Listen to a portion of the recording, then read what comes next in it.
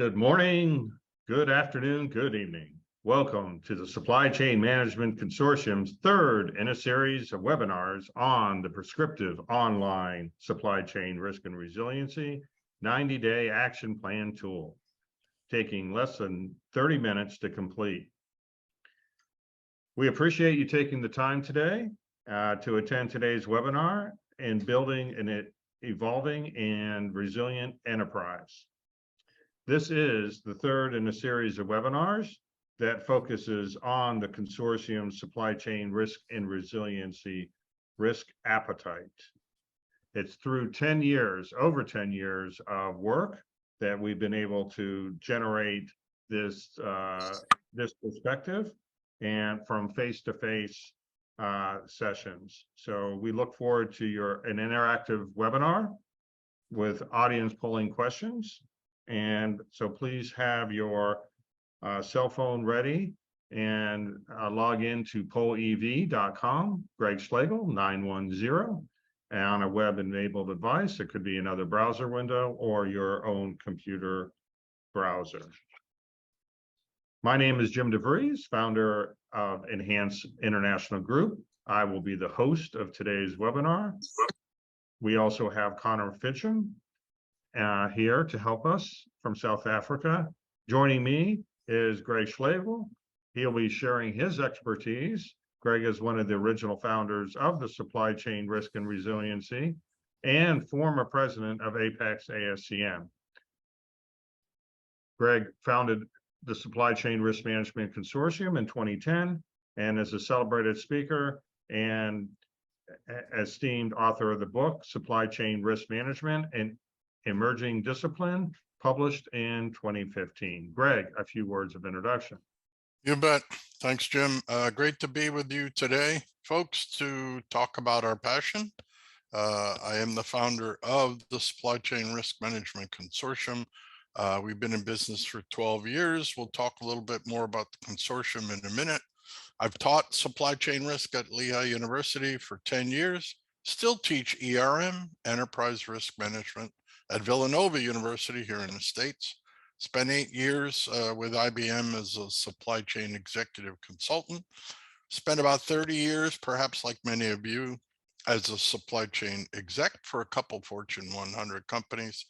And I've basically taught supply chain management throughout my career at 6 different US universities. So great to be with you. Back to you, Jim. Yes, thanks, Greg. And a little bit of my background. For the past 30 years, I've served as a resilient executive leader for startups to Fortune 500 companies. I've worked global teams to identify, prioritize, and deliver high return on investment, sustainable improvement, generating and self-generating results. I've held leadership positions in sales, supply chain, finance, reporting, new product development, field ops, and operations excellence. I started my career in the early 1980s at General Electric. Our teams have developed resilient enterprise ecosystems to accelerate digitization, innovation, supply chain risk management, leadership development, strategy, and value creation. My core belief is that success starts with discovering of untapped potential in your organization, from the leadership down to the shop floor, including suppliers and customers. As we live in an ecosystem, it is in developing others that we can excel in building a resilient enterprise. With that, we'll get started with a little bit of background of our webinars. Our webinars, this is webinar 3, Who Are You?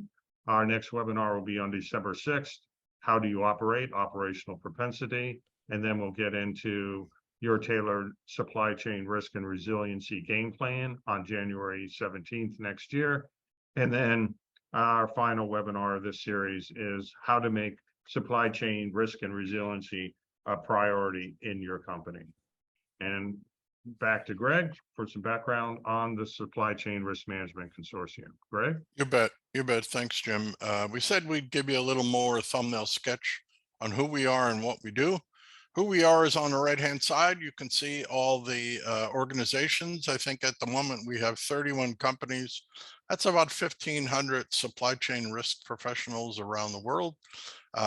You can see we got education, consultancies, and software as a service to do the heavy lifting in our space. These folks bring tools, techniques, methodologies, and solutions to help us identify, assess, mitigate, and manage supply chain risks. That's all we do. On the left-hand side, what we provide, we kind of have 5 areas of interest. We have 2 online education courses. They're certificate courses. One is a basic course in supply chain risk and resiliency. The other is dedicated to services and public health care supply chains. You receive a certificate, you go through some assignments, you use one of our tools, and essentially you get a certificate from the consortium. We do coaching and consulting with clients of all sizes across all industries. We do provide enterprise software as a service solutions, which basically support supply chain risk management. And then we have 2 online assessment tools.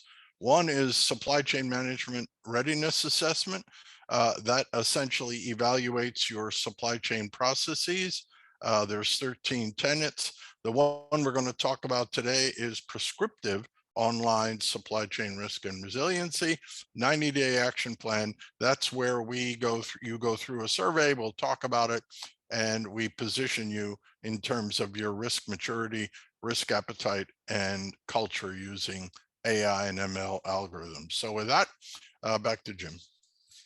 Thanks, Greg. And a little bit background on Enhanced International Group.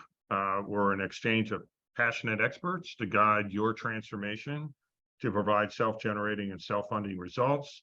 We have over 50 vetted consultants, consulting companies, and SaaS providers that are focused on enabling your enterprise. EIG serves as a Swiss Army knife. We bring the brightest and best companies to the forefront. Our thought leadership expertise. Our goal is to meet and exceed your expectations in 90-day self-funding programs. A little bit of review of the bicycle slide here. And you know, EIG has modeled the company's ecosystem with the 2 wheels of the strategy on your right, spinning at a slower rate that will result in many execution cycles in the left, in the drive wheel or in the secondary wheel there. So one rotation of strategy gets you many execution cycles. And in summary, we like to link strategy to execution to drive positive momentum for your company, its employees, customers, and suppliers. Quoting Albert Einstein, life is like a bicycle. To keep your balance, you need to keep on moving. So we're going to keep on moving with our agenda today. Our agenda, we're going to start off with today's VUCA world and the W recovery. For the last 2 years, we've been living the recovery with COVID. And where are we at now? And where do we expect to see us going in the near future here? A lot of buzz out on the street on that. The second is our risk appetite overview, getting into those definitions and tactics, and a case study that Greg will cover, and then our 90-day action plan program, and then the benefits of indoctrinating a supply chain risk and resiliency program in your company. So with that, Greg, we're off and running. Thanks, Jim. We said we'd talk a little bit about the infamous VUCA world and what we call our W-like recovery profile. So with that, we'll move to what is the VUCA landscape? Just give you some grounding, some definitions. First, V stands for volatility. And so the definition of volatility is describes something that is liable to vary or change, sometimes very quickly and often for the worse. What is that? That is the government lockdowns due to pandemic around the globe for the last 2.5 years. Next, U stands for uncertainty. This is the state of not knowing or being able to rely on something. And what is this? This is the effect of the lockdown, which is demand shocks and supply shocks, which we've all gone through. They're getting better, but we've gone through those shocks simultaneously. Next, C stands for complexity. This can be defined as something with many parts in an intricate arrangement. What is that? That is our global supply chains, folks. And then finally, A stands for ambiguity. Something is ambiguous if it's open to more than one interpretation. What does that mean? Take all those elements of VUCA above, and that's our landscape at the moment. It is getting better. We'll talk about that, but that is the VUCA world we live in as of today. All right, next. Essentially, we wanted to share this recent post from Gartner. If you're not aware, Gartner is one of the premier supply chain research organizations here in the United States. They're pretty large now, very global, and we agree that there's a huge need to build resilient supply chains during the pandemic and post-pandemic. So what they did is provide us a host of factors that influence the need to build resilient supply chains in an uncertain world. Now, we're probably not telling you anything you don't know, but just take a look at it from a clockwise point of view from 12 o'clock all the way around. And I think you'll agree there are enough issues, risks, and supply chain threats around the globe across all industries to keep us all busy 24/7. We just wanted to share that with you. Next, this is what CEOs are worried about today. This comes from Friends of the Consortium, company called the Conference Board, based in the US. They are global, and they went through a global survey couple months ago and asked the question to the respondents: by the end of 2022, the biggest global challenge facing my company will be what? Number one, political and governmental instability. Not surprising at all. Second, energy access and energy security. Again, not surprising because of what? The continued Russian-Ukrainian conflict, China, and so forth. Next, a slowing Chinese economy, which will probably affect all of us in our supply chains. No new significant challenges expected. Look at that, 6%. You know what I would say to the respondents? Good luck with that. Good luck with that. Next, an accidental military confrontation, which spirals quickly. That can happen. A lot of tension out there. On the bottom, climate changes, and the other, you might say, what the heck is the 15% of other? Two big drivers there: one, inflation, and two, diminishing and declining demand. So we wanted to share that with you, get you grounded. And with that, I'll turn it over to Jim to ask a polling question. Yeah, I think this is a great chart, Greg, and it's so dynamic today. Even the Chinese economy, they just announced yesterday that they're looking to open up the Chinese economy after all this time. So we'll see. So these are going to be all the things that will be affecting things quite a bit. So now it's an accelerating Chinese economy, maybe on the list next month. It's pretty dynamic. So with that, we are asking a survey question. What risk events have you experienced since COVID-19? And it looks like some of you have already responded. We suggest we would welcome additional responses. If you see something on here you like and you think it's more important, you can enter it again. So we ask you to please enter your thoughts on what you're experiencing today and what types of risk events you're experiencing. Greg, your thoughts? It's always interesting because, again, all of us are being impacted no matter what industry you're in, no matter how small, medium, or large you are.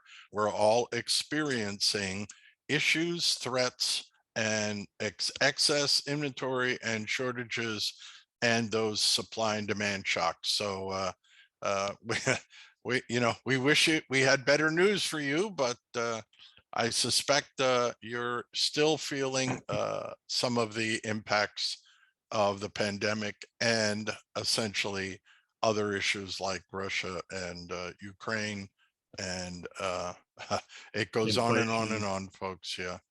Inflation inflation is the Fed going to raise 0.5 points or 0.75? We don't know. All these things are affecting everything right now, and there seems to be an overall slowdown right now, and in the economy. Do you have delayed shipment deliveries? Are you seeing inventory, canceled orders, increases of inventory, canceled orders, late payments? All those things is what has been going on. With that, I think we keep going. Greg? Yeah, you bet. We said we'd talk a little bit about our W-like recovery and what we call the 3 Rs. So essentially, we published this profile for our clients and our workshop attendees and for in our classrooms. This was published in April of 2020, right at the beginning of the pandemic. All right. And what you see is essentially on the top, I'll just go through real quick. The blue elements on the top are government imposed lockdowns. Then you can see on the top x-axis that they would have a lockdown, a phase, then a reopen, then maybe a lockdown again. We've all lived through it. First new normal, second new normal, nth new normal. On the left-hand side on the y-axis, we have demand and supply. Top, we have over demand of product and under supply, which we've all gone through with the PPE way back when. S and D, the green, that's supply and demand balance, which we normally in supply chain can handle. On the bottom of the y-axis is an under demand for product and an oversupply, which is where we are now. And then on the bottom, we put together 3 phases going through the lockdown: a respond phase, a recover, and a renew. And you can take a look at some of the opportunities and or action items that we recommended, but essentially in the 3 Rs, they were this way. As you can see, we recognize the bullwhip effect, and it would be prevalent for some time starting in April of 2020. We just didn't know exactly how long it would act. In respond phase, the companies, you can see, were reducing their product portfolios, attempting to keep up volume to support their prime customers, and rescaling their supply chains in the respond phase. In the recover, companies continue to reduce their product portfolios. They attempted to reinvent their product lines and went after new channels, which happened across all industries. And then in the renew, where many companies now reside, we feel, based on our recent sentiment analysis, the bullwhip effect has diminished to a certain degree. You can see that, and companies are now attempting to ramp up and satisfy new demand, albeit potentially diminishing demand at the moment because of what we said: higher inflation and diminishing demand. So with that, I'll turn it back over to Jim. Thanks, Greg. So as you look at this, think about response, recovery, renew, because that's our next survey question. Where do you think you are at with your company? Are you in the respond phase still, the recovery stage, or in the renew stage? So again, that is our next polling question. We ask you to enter in there whether you feel like you are in which phase.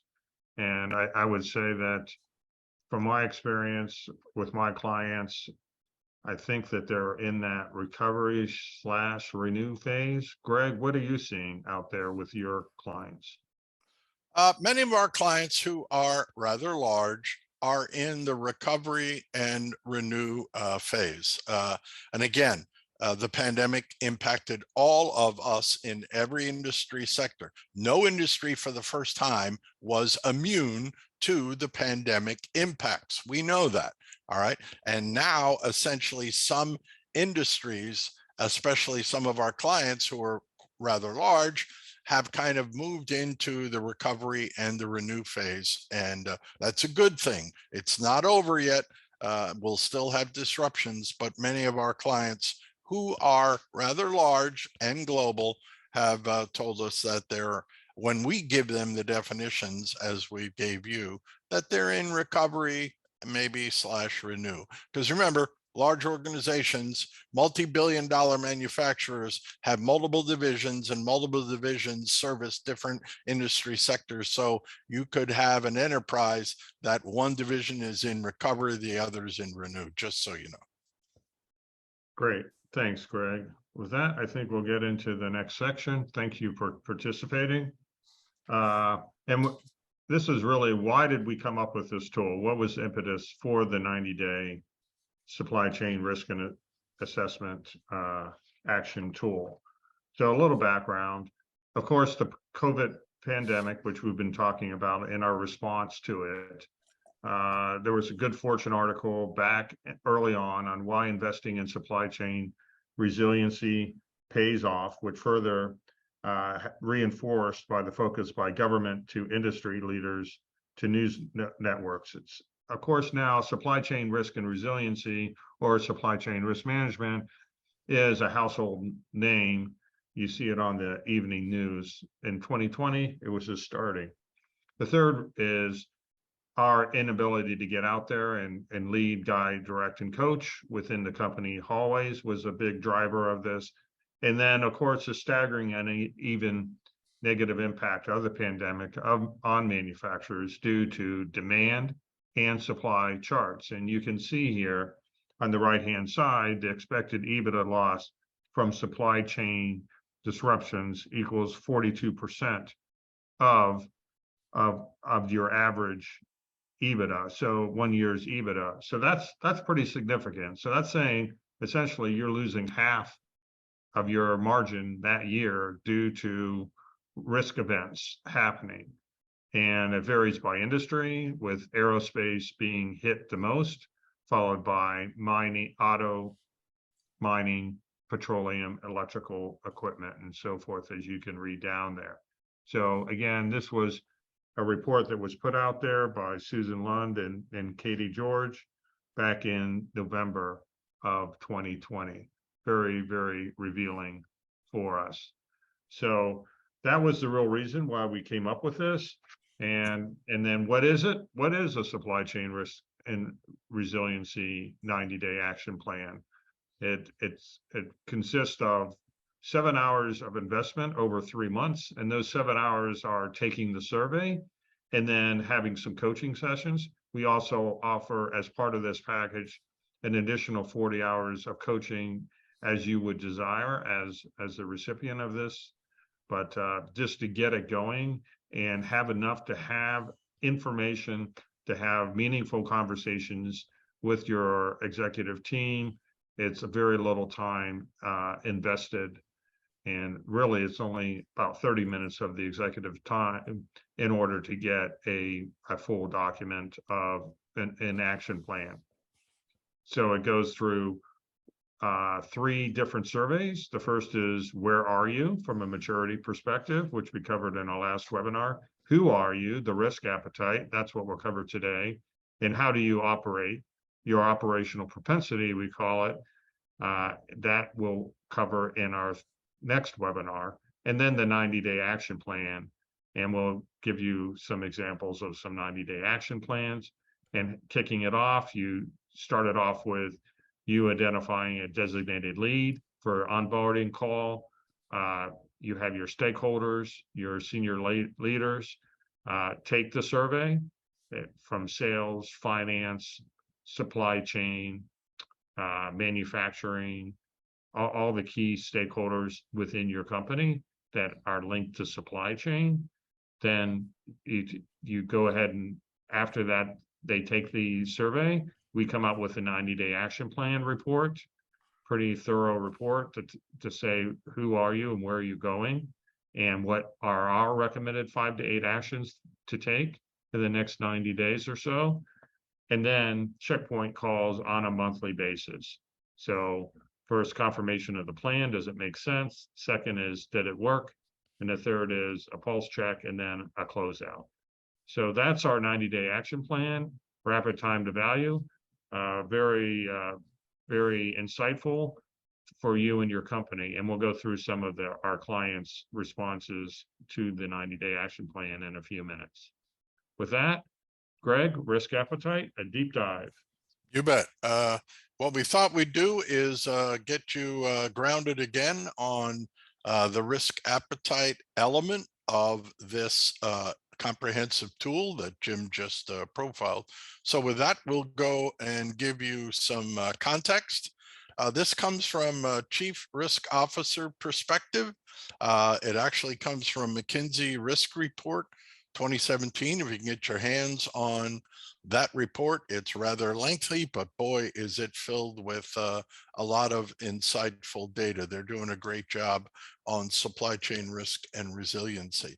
What they came up with is they canvassed chief risk officers across all industries and more or less came out of their report saying this: the risk profession, and there is a profession out there, folks.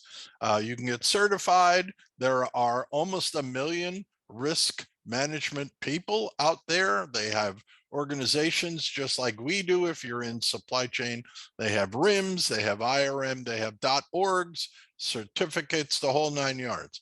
McKinsey said the risk profession has defined risk appetite as the aggregate level and types of risk that a board of directors and management are willing to assume to achieve strategic objectives and their business plans consistent with what? Applicable capital that they have, liquidity, and other regulatory requirements. Pretty lengthy discussion. We have no agita about that. Again, this is coming from pure risk professionals. The net, folks, to us is risk appetite is all about your culture. And we'll see what this man had to say about culture. This is Peter Drucker, historic management guru here in the States for years and years and years. What did he say about culture? Culture eats strategy for breakfast, folks. So the net in our point of view is essentially risk is all about culture, folks. Totally different than supply chain performance improvement. Just, we want to make that perfectly clear. With that, we'll turn it over to Jim and he'll go through some charts from the tool. So this is the tool that the consortium developed over 10 years, 10, 15 years of classroom and face-to-face conversations with executives. It's called the Risk Appetite Chart Profile. And we'll go through and explain this. First, the axis. On the y-axis is your risk tolerance. It's the maximum degree of uncertainty someone is willing to accept when making a decision that entails the possibility of a loss. So on the bottom at the 50% is your more risk averse. And then on the top, you look at risk as an opportunity where you can gain something from it. So again, the y-axis is that viewpoint, or sometimes called the tolerance for risk. Again, the adverse is minimize or totally avoid any risk that can produce a loss. And the opportunity, where you look at it as an opportunity, is views risk as something to exploit. On the x-axis, we have risk management decision tactics. And those tactics start with nothing, loss control, risk steering in the middle, then towards the higher side, diversifying and risk acceptance. So let's do some definitions here.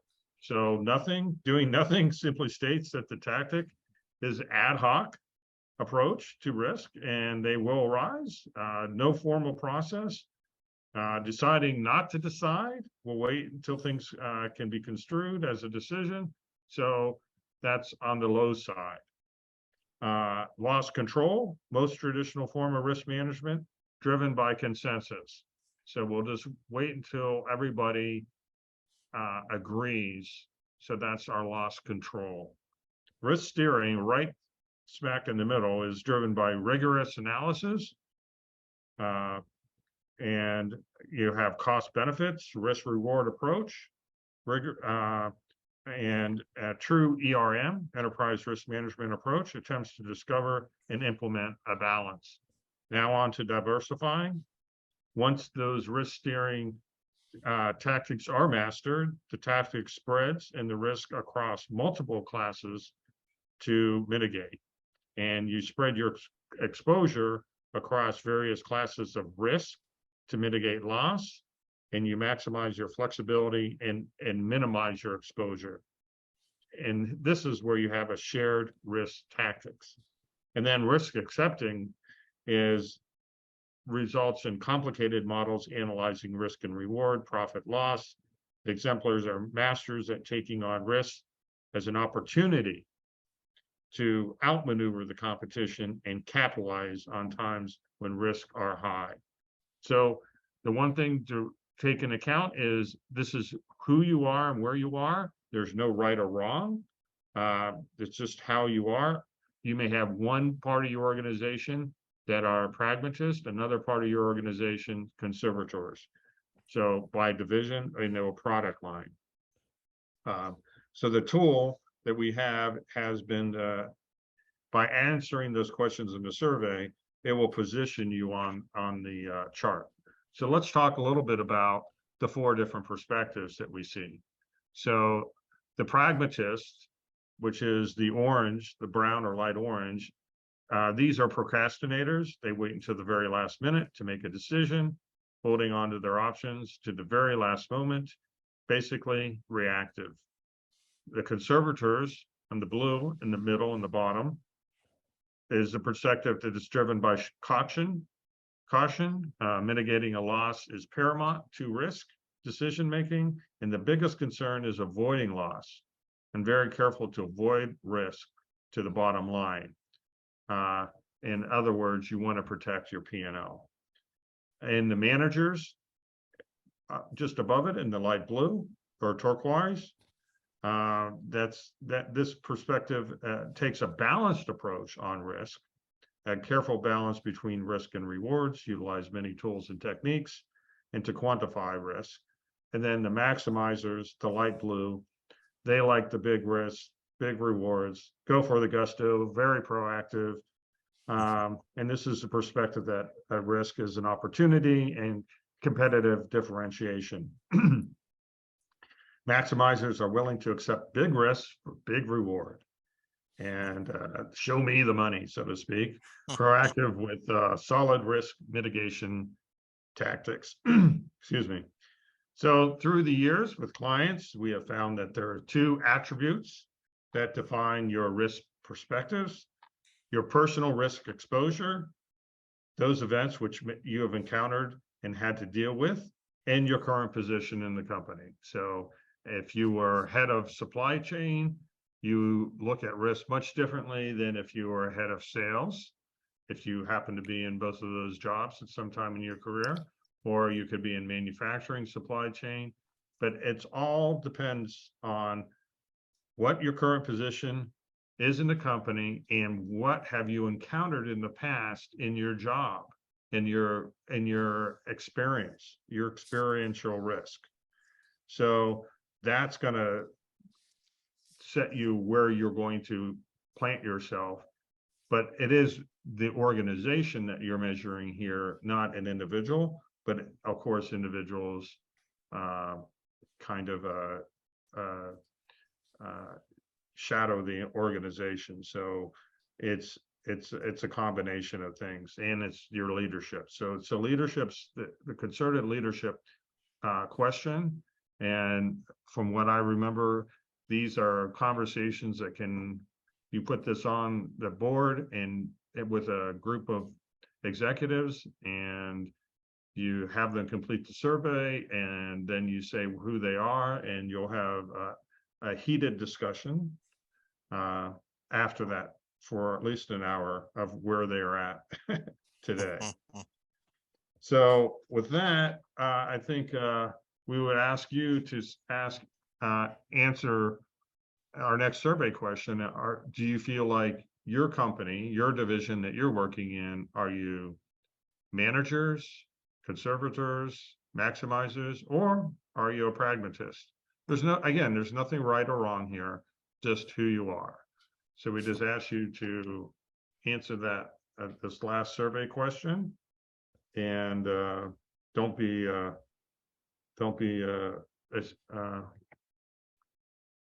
too concerned about keeping this private. It's all a matter of who you are today.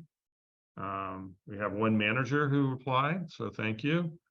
Welcome others to reply, or you could just enter it into the chat if you're having problems getting to the survey. You're welcome to enter in the chat.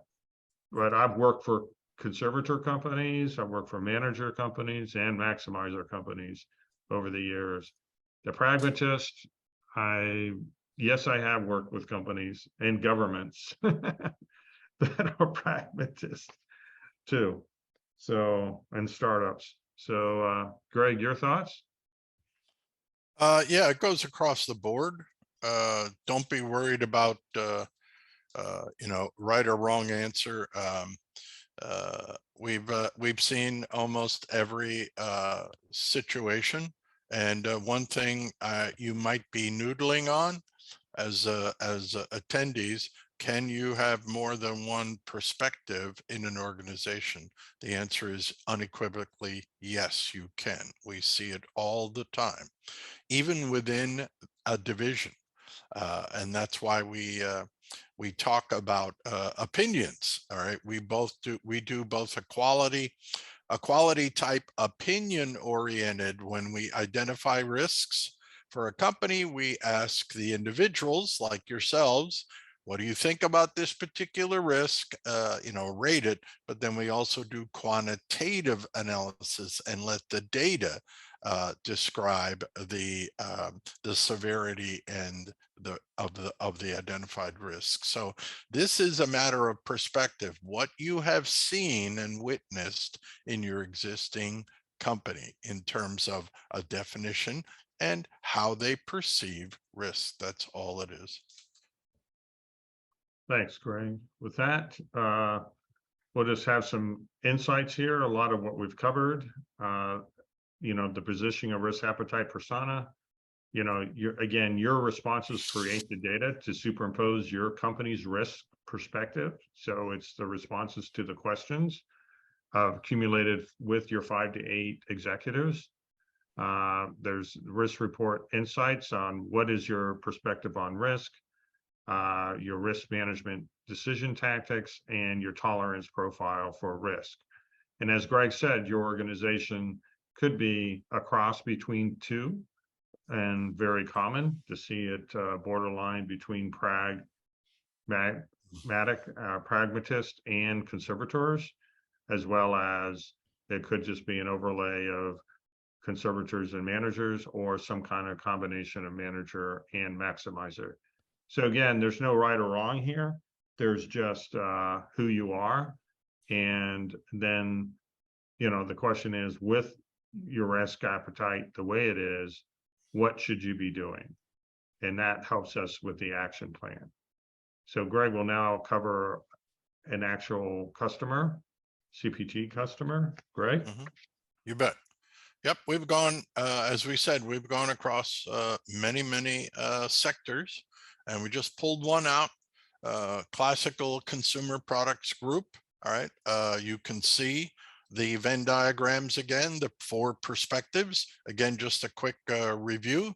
On the y-axis is how you view risks. Anything below 0.5, as Jim mentioned, you kind of take a risk averse or a negative approach.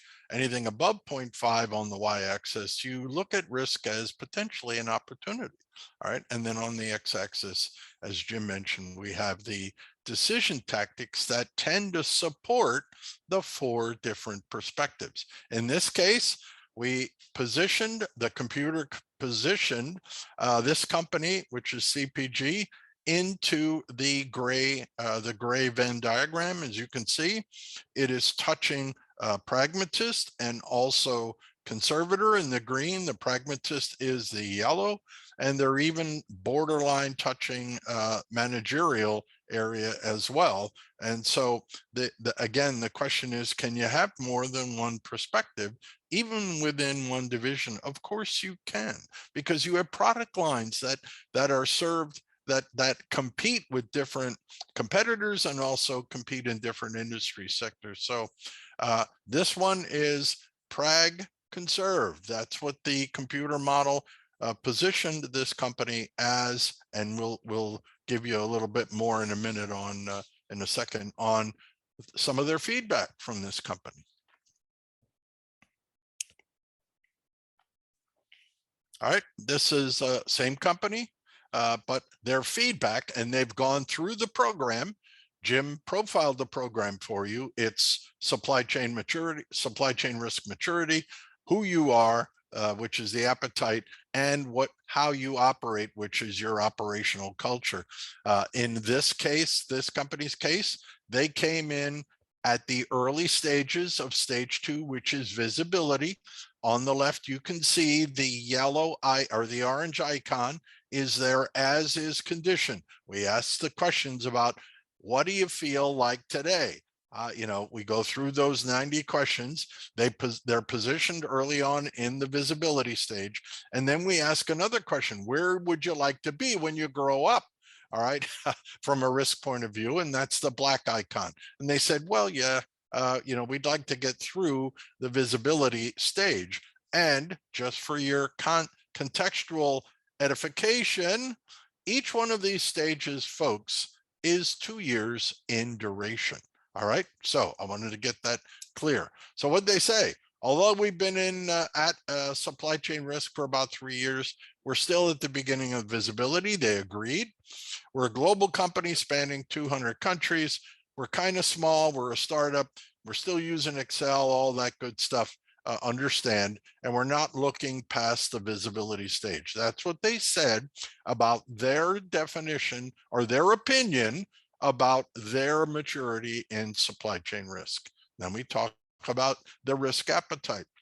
As you can see, they're touching prag, conservator, and really touching essentially managers as well. They're kind of risk averse. All right, in making decisions, they agreed that they are. We are who we are, and with our change, they were changing leadership while we were going through the process. We expect that approach to risk will not change at the moment. They said we're moving to a more risk-averse culture.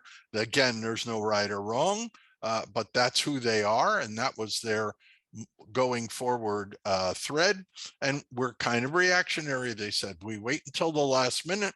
Then there's a sense that they want to change, but changing culture is difficult. So they were very comfortable with, yeah, that's probably our risk appetite. All right. So with that, I'll turn it back over to Jim, talk a little bit about the value prop of the tool. Thanks, Greg.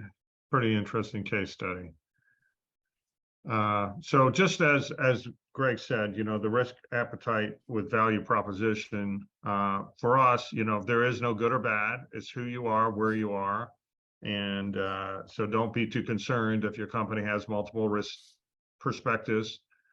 And, a supply chain or a supply chain risk manager needs to understand the difference between risk perspectives across the company. So that's a big win when we see that and we have those good conversations across the company.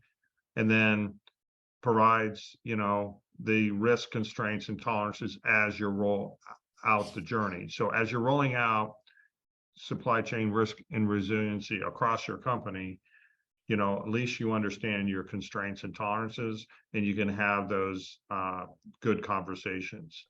And then risk appetite, of course, is essential to success in your supply chain risk and resiliency journey.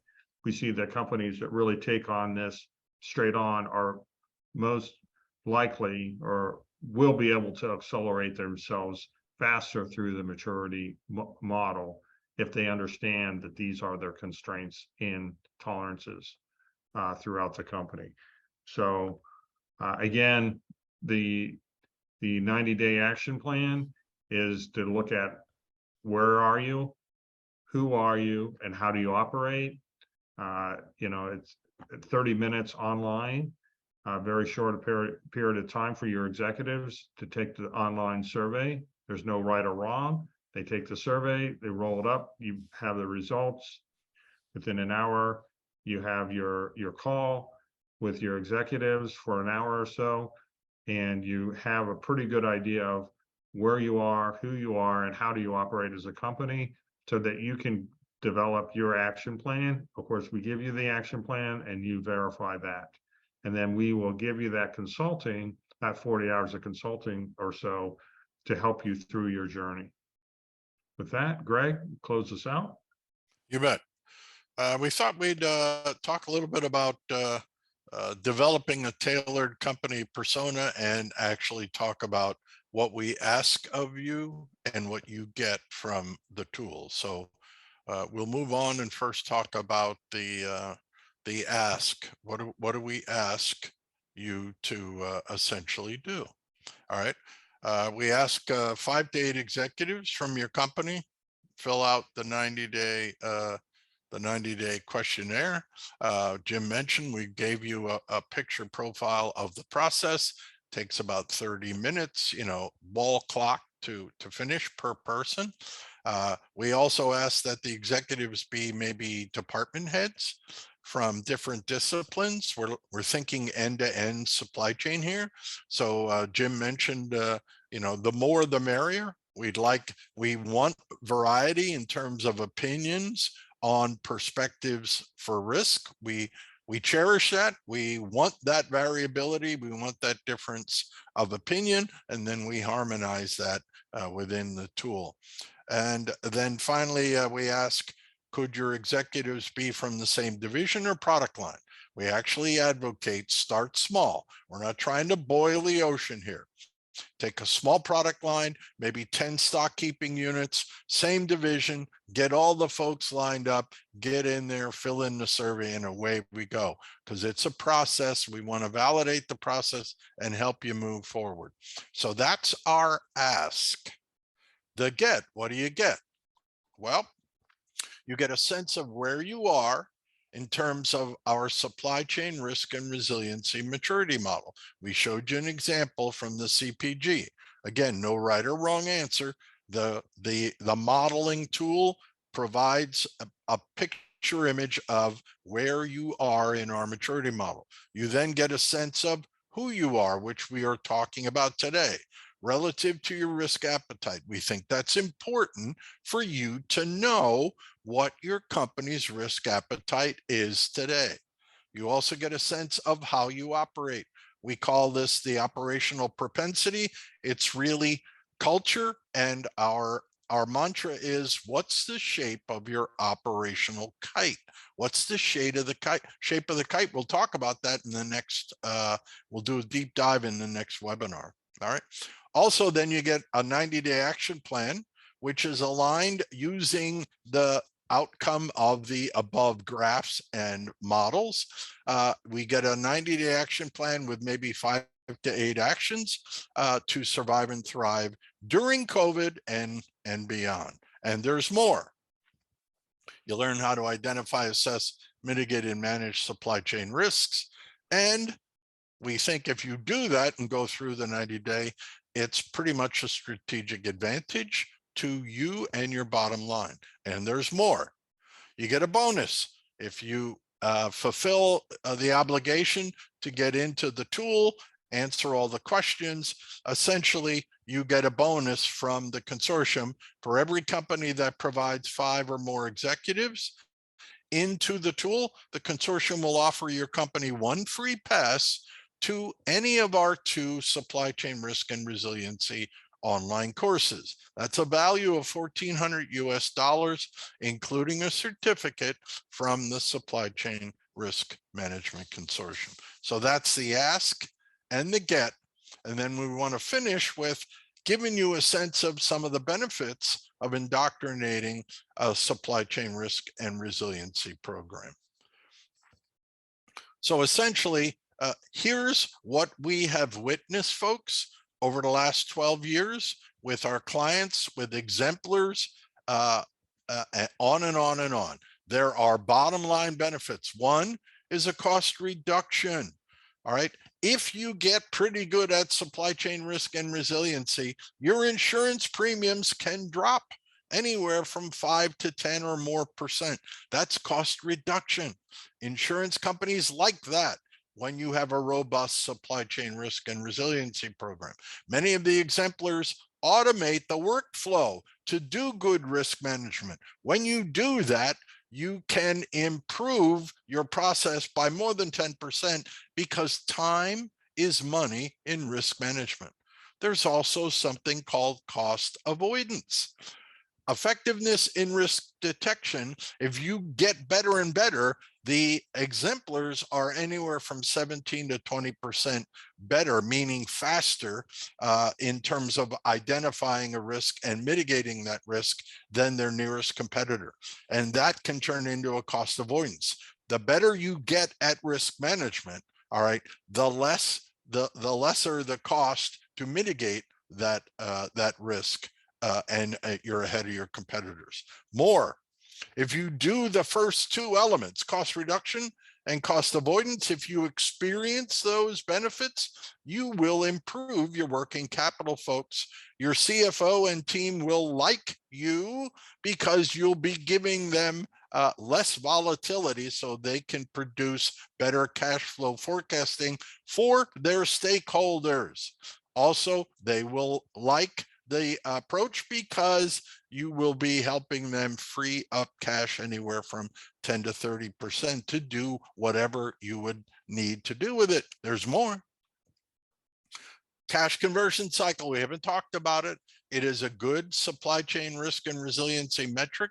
It involves inventory days supply plus accounts receivable minus accounts payable. It's a metric you should be calculating for your supply chain and organization. You can find it on Wikipedia. It's free. You can do it yourself. But essentially, if you do all those 3 elements above, you will improve your cash conversion cycle and free up more cash anywhere from 10 to 20%. And then finally, there's something called the Altman Z-score. Why do we talk about that? Again, this is free. But what we've seen is if you have to swap out a key supplier for whatever reason, a key supplier, it's going to cost you anywhere from $1 to $3 million US in terms of time, money, and personnel to change out a key supplier. We advocate using Altman Z-score. It's a bankruptcy predictor methodology. It has a greater than 90% forecast accuracy, 12 to 15 months into the future. Who wouldn't want that kind of heat map forecast 15 months into the future for a key supplier? And here's the kicker. It's free, folks. You can find it on Wikipedia. So those are some of the benefits we have witnessed. Our mantra is think big, start small, act fast. All right. And so with that, we'll give you some takeaways and close it out. We'll finish with this. One of our first takeaways is this. We're being honest with you. Identifying and assessing risks in your company is an academic exercise. What do we mean by that? There's no action required. I can identify and assess a risk for you. I can prioritize them, and I leave. And there's no real action required. Next, risk mitigation is where the action happens. And that's the toughest part of risk management, folks. We're being honest with you. And it's important to understand your company's risk maturity, risk appetite, and culture. It really is. All right. If you don't understand your company's risk maturity, risk appetite, and culture, folks, all right, the risk mitigation is suspect, and so are the benefits. All right. Why? Because if you don't understand, risk mitigation is suspect because that's where the action is. Why is risk mitigation difficult? Because risk appetite is about culture, and risk mitigation is all about changing. So think of this: changing your culture, not easy. All right. So we wanted to make sure that we give you a couple of takeaways, not to scare you, but to enlighten you, to say risk mitigation is difficult. You need to understand your risk maturity, risk appetite, and culture before you attempt to move forward with a supply chain risk and resiliency journey. So I'll turn it back to Jim. Yeah, and I love this message here, Greg, is that, you know, very often we identify the risks, but we don't do anything about them. And if you don't, you can't get anything done because culture gets in the way. So this is an important message, and the risk appetite certainly helps in that.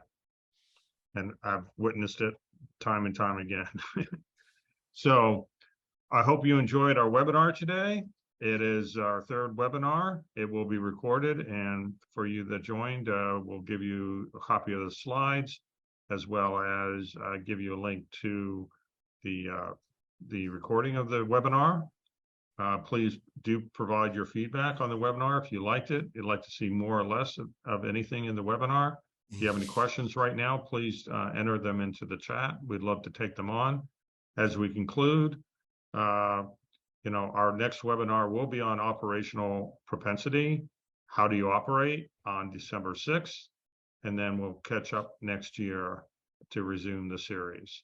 With that, for me, for this webinar, as I mentioned, you know, supply chain risk and resiliency is very hard to embed into the company.